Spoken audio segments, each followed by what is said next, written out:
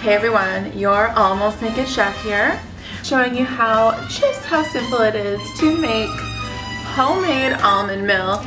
It's so flippin' good. All you need is 3 ingredients, which is exciting. So you have your almonds, you need some sort of sweetener of some sort.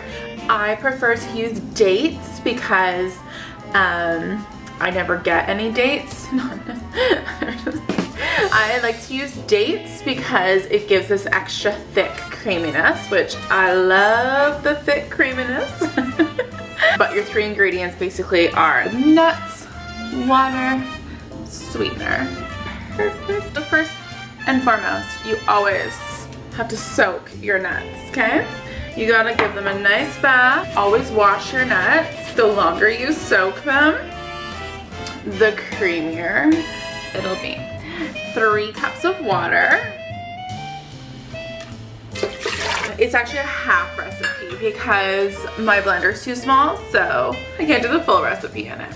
Anyways, so you take your half a cup of, like I would do a heaping 1/2 of a cup of nuts for every 3 cups of water. Putting 2 pitted dates in there.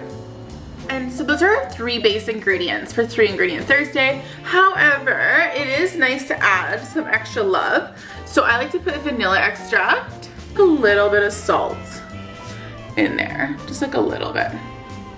Sea salt, it's lovely. Heaping tablespoon of stevia. But again, it's those 3 base ingredients. You don't have to add anything else aside from those 3 base ingredients. You'll get amazing almond milk regardless. Make sure you have a decent blender and make sure you have a nut milk bag because this will not work if you don't have one.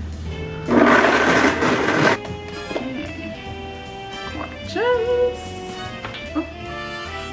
pour it in.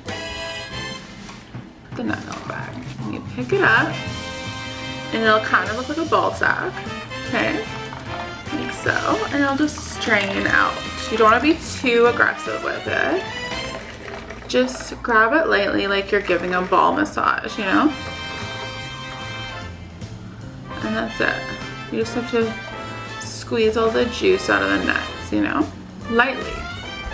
Because you don't want to compromise the integrity of the nut milk bag. Some of them are quite delicate.